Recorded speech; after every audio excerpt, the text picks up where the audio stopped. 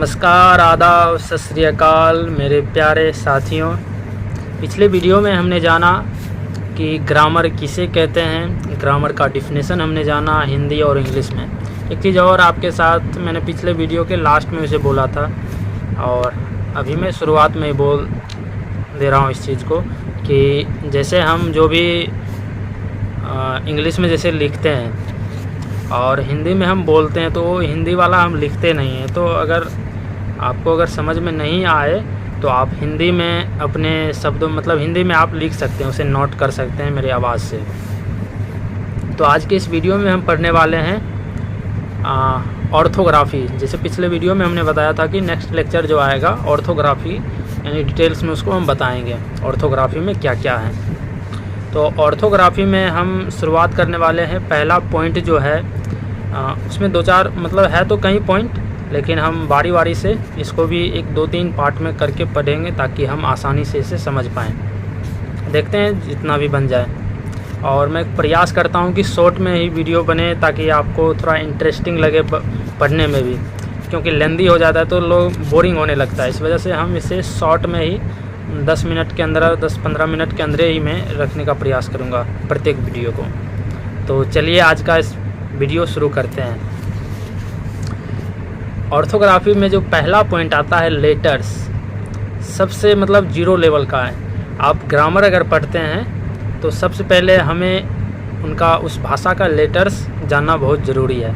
जैसे हिंदी अगर हम पढ़ते हैं तो हिंदी में ओ आ हर्षई दीर्घई ज्ञा तक पढ़ते हैं। उसी तरह अंग्रेज़ी अगर पढ़ना है तो हमें उसका अल्फ़ा लेटर्स पढ़ना पड़ेगा, A B C D E F G, इस तरह से जेड तक पढ़ना होता है। 26 लेटर्स होते हैं। दूसरा पॉइंट होता है अल्फ़ाबेट, जिसमें लेटर्स के सामूहिक रूप जो होता है उसको हम अल्फ़ाबेट कहते हैं। ए से लेकर जेड तक जो होता है उस सामूहिक रूप को 26 लेटर को मिलाकर उसे हम अल्फ़ाबेट कहते हैं इंग्लिश में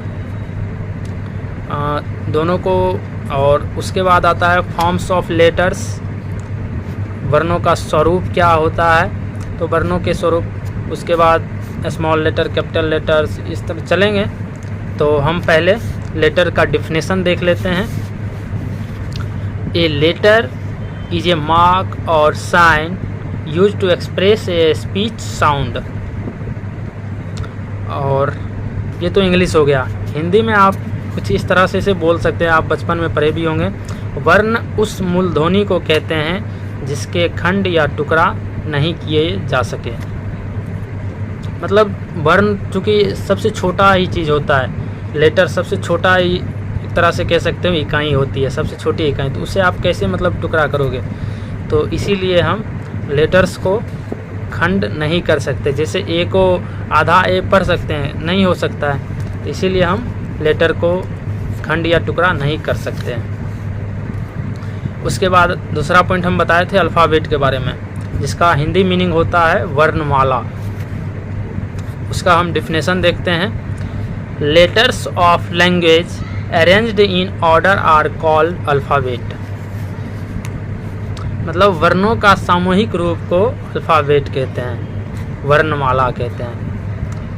अल्फ़ाबेट इंग्लिश अल्फ़ाबेट में कितने लेटर्स हैं? 26 लेटर्स हैं, ए से लेकर जेड तक आता है। और ये सभी लेटर्स दो तरह से लिखे जाते हैं, एक कैपिटल लेटर्स और एक स्मॉल लेटर्स।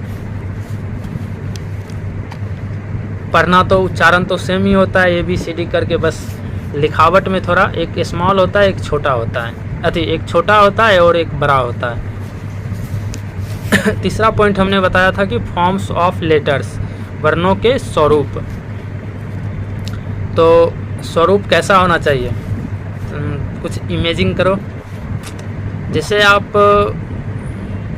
इसमें 4 रूप है इसका, 2 कैपिटल का और 2 स्मॉल का, 2 रूप है। तो जैसे कैपिटल लेटर्स फॉर प्रिंटिंग और स्मॉल लेटर्स फॉर प्रिंटिंग, ये 2 लेटर्स जो होता है प्रिंट के लिए प्रयोग किया जाता है। जब आप कोई डॉक्यूमेंट आप बनाते हैं तो प्रिंट करके निकालते हैं, तो उसमें आप देखते होंगे कि प्रिंटिंग जो भी लेटर्स रहता है उसको हम प्रिंटिंग लेटर्स कहते हैं। ज़्यादा घिसा फिसा नहीं रहता, एकदम क्लियर रहता है, साफ साफ, तो उसको हम कहते हैं प्रिंटिंग लेटर्स। और एक होता है कैपिटल लेटर्स फॉर राइटिंग और स्मॉल लेटर्स फॉर राइटिंग। तो उसमें क्या होता है, जैसे हम कर्सिव जो लिखते हैं ABCD, स्पेशली उसे हम राइटिंग में प्रयोग करते हैं। अगर प्रिंटिंग में भी कर सकते हैं, लेकिन है क्या, प्रिंटिंग में करेंगे तो थोड़ा समझना सबके लिए मुश्किल हो जाएगा ना, क्योंकि डॉक्यूमेंट कोई होता है तो उसे स्पष्ट जितना रहेगा उतना बेहतर रहता है। तो इस तरह से 4 फॉर्म में उसे बांट दिया गया। बस जैसे कैपिटल लेटर, स्मॉल लेटर और कैपिटल लेटर को 2-2 फॉर्म में डिवाइड कर दिया गया। और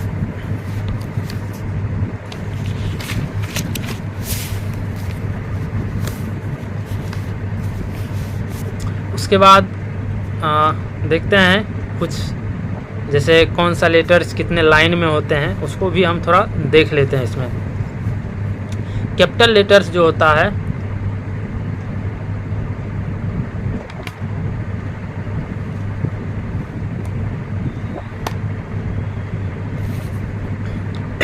सॉरी, कैपिटल लेटर्स जो होता है उसमें होता है JGJYZ। ये 4 लेटर्स जो है कैपिटल लेटर्स 4 लाइन में लिखा जाता है। GJYZ वो कर्सिव में जो लिखते नहीं है वो मतलब 4 लाइन में, ये 4 लेटर्स 4 लाइन में लिखा जाता है। 4 लेटर भी है और 4 लाइन में लिखा जाता है, तो इसे आप आसानी से याद रख पाएंगे। और उसके बाद थोड़ा स्मॉल लेटर्स संबंधित कुछ बातें चर्चा कर लेते हैं, मतलब कौन से लेटर्स कितने लाइन में लिखे जाते हैं। तो पहला 13 लेटर्स है, ACEIMNORSUVWX। ये 13 लेटर्स जो है बीच के 2 लाइन में लिखा जाता है। आप इंग्लिश वाला जो कॉपी लीजिएगा तो उसमें 4 लाइन रहता है, आपको हम शेयर कर देंगे स्लाइड तो पता चल जाएगा। तो बीच के जो 2 लाइन होते हैं वहाँ पे ये 13 लेटर्स लिखे जाते हैं, जिनका अभी हमने नाम लिया। उसके बाद 6 लेटर्स हैं जो 3 पंक्तियों में, 3 लाइन में, ऊपर के 3 लाइन में, तो वो कौन कौन सा है, BDHKLT। ये 6 लेटर्स जो हैं ऊपर के 3 लाइन में लिखे जाते हैं। उसके बाद है 6 लेटर्स है जो नीचे के 3 पंक्तियों में, 3 लाइन में लिखे जाते हैं, GJPQYZ।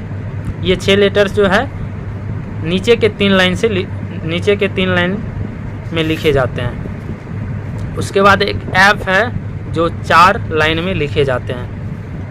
ये 4 पॉइंट आपको बताए थे स्मॉल लेटर्स संबंधित। और पहला वाला जो बताए थे 4 लेटर्स जो लिखा जाता है 4 लाइन में, वो कैपिटल लेटर्स के था। और ये सभी जो अलग अलग 13, 6 और 1, 13 हो गया बीच के पंक्तियों में, और 6 हो गया ऊपर के लाइन में, फिर 6 हो गया नीचे के 3 लाइन में, और 1 लेटर्स हो गया जो चारों लाइन में लिखे जाते हैं। अब हम पढ़ते हैं काइंड्स ऑफ लेटर्स। यहाँ तक तो सब इजी है, चूँकि सब कोई पढ़ते हैं बचपन से ही। तो वैसे ऑर्थोग्राफी है ही, चूँकि 0 लेवल का है तो पढ़े ही होंगे, और कुछ यूनिक होगा तो आप याद उसे भी कर लीजिएगा। काइंड्स ऑफ लेटर्स, चौथा पॉइंट जो है काइंड्स ऑफ लेटर्स है, वर्णों के भेद। इससे पहले हम क्या पढ़ें, लेटर्स का फॉर्म्स, रूप, स्वरूप कैसा है। और हम पढ़ रहे हैं अभी काइंड्स ऑफ लेटर्स, वर्णों के भेद। किस आधार पे, तो साउंड के आधार पे। वैसे तो 2 ही टाइप्स के लेटर्स होते हैं, कैपिटल लेटर्स और स्मॉल लेटर्स। अब हम पढ़ने वाले हैं साउंड के आधार पर, मतलब उच्चारण के आधार पे लेटर्स कितने प्रकार के होते हैं। तो आप पढ़े होंगे लेटर्स साउंड के आधार पे, उच्चारण के आधार पे 3 प्रकार के होते हैं। 3 भागों में उसे बांटा गया है, वोवेल्स, कंसोनेंट और सेमी वोवेल्स। वोवेल्स मीन्स होता है स्वर, जिसका मतलब डिफिनेशन हम थोड़ा पढ़ते हैं। A vowel is a letter which can be pronounced without the help of any other letter. इसे कुछ इस तरह हिंदी में बोल सकते हैं, जिन वर्णों का उच्चारण बिना किसी दूसरे वर्ण की सहायता से हो, अर्थात जिनका उच्चारण स्वतः हो, उसे स्वर अथवा अर्थात वोवेल्स कहते हैं। ये 5 हैं, ए ई आई ओ यू, बराबर मतलब आर्टिकल में तो इसका प्रयोग होता है, जिसमें ए आई ओ यू से जो लेटर शुरू होगा उसमें ए एन लगा देना है। लेकिन जब आप सीनियर मतलब थोड़ा डीपली पढ़िएगा तो पता चलेगा कि ऐसा नहीं होता। ये बच्चों के लिए ठीक है, बेसिक सा। फिर दूसरा है consonants. A consonant is a letter which can not be pronounced without the help of any vowels. इसका हिंदी में कुछ इस तरह बोल सकते हैं कि जिन वर्णों का उच्चारण स्वरों की सहायता के बिना ना हो, अर्थात जिनका उच्चारण स्वरों की सहायता से हो, उन्हें कॉन्सोनेंट अर्थात व्यंजन कहते हैं। इसकी संख्या 19 है। वोवेल्स की संख्या 5 है और कॉन्सोनेंट की संख्या 19 है। तो इसको हम 19 वाला को पढ़ेंगे नहीं, इस वजह से, इसलिए क्योंकि आगे हम जो सेमी वोवेल्स बताएंगे 2 ही है सेमी वोवेल्स, तो उसको छोड़कर और 5 उसको छोड़ के बाकी सब 19 आ जाएगा, तो इसलिए उसको हम नहीं पढ़ेंगे। Semi vowels. A semi vowel is a letter which has a vowel quality but consonant function. Quality कैसा होता है? वोवेल के जैसा होता है, लेकिन फंक्शन कैसा करता है? कंसोनेंट के तरह। तो इसका मतलब हिंदी में कुछ इस तरह हम बोल सकते हैं, सेमी वोवेल्स वह वर्ण है, वह लेटर है जिसका गुण वोवेल का हो पर काम कंसोनेंट का करता हो, उसे सेमी वोवेल्स कहते हैं। सेमी वोवेल कितना है? 2, डब्लू और वाई। और कुछ सेमी वोवेल से रिलेटेड कुछ नोट आपको याद करना है। जैसे डब्लू और वाई जब किसी शब्द के बीच या अंत में आते हैं तो वो वोवेल बन जाते हैं। जैसे लॉ, ना, होली, ट्राई। आप वो वाला आता होगा लास्ट में साउंड जो आ रहा है, मतलब ये कौन सा साउंड आ रहा है? वोवेल वाला साउंड। उसके बाद डब्लू और वाई जब किसी शब्द के शुरू में आते हैं तो कॉन्सोनेंट हो जाते हैं। जैसे वार, वाक, यार्ड, यंग, etc। जैसे वार, तो वो योर और लो वाला आ रहा है वॉर, तो ये सब किस में आ जाता है? याद करो, ये सब कॉन्सोनेंट में आता है। तो जैसे मतलब शुरू में डब्लू और वाई किसी भी लेटर्स के किसी भी वर्ड से मतलब शुरू में डब्लू और वाई आता है तो उसका उच्चारण कैसे होगा? कॉन्सोनेंट की तरह होगा।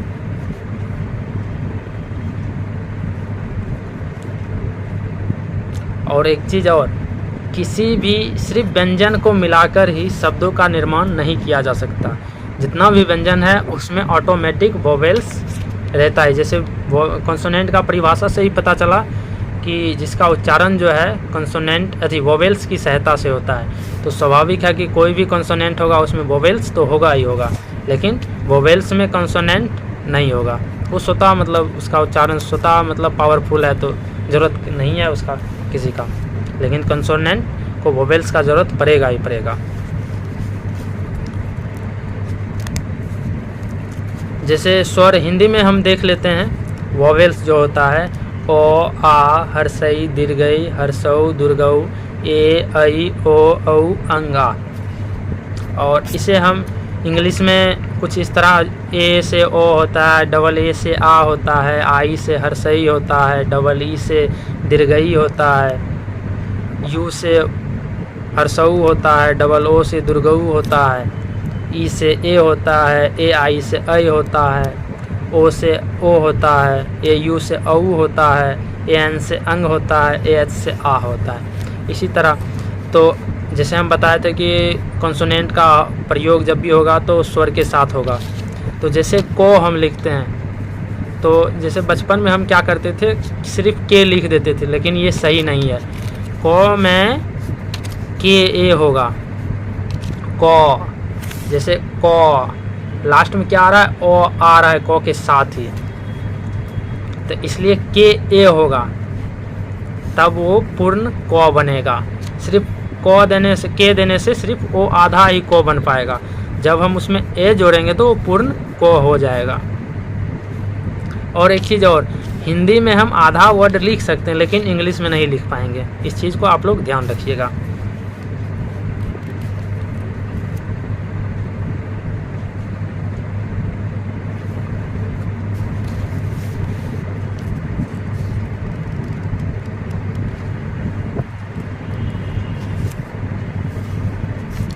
और एक चीज़ और आपको बता देते हैं, जैसे बी सी डी जी के बाद एच लगा दिया जाता है तो उसका उच्चारण हिंदी वर्णमाला के आगे आने वाले अक्षर का हो जाता है। जैसे आप पढ़ते होंगे, जैसे टी से थौ, टी से तो टी एच से थौ हो जाता है। तो टी से, सिर्फ टी से तो नहीं होगा, टी ए से तो होगा, क्योंकि उसके साथ वोवेल्स का आना जरूरी है, तभी कॉन्सोनेंट पूर्ण हो पाएगा। उसी प्रकार थॉ को हम टी एच सिर्फ दे देते थे, ये गलत है, टी एच ए होगा थॉ, तब जाके ये पूर्ण बनेगा।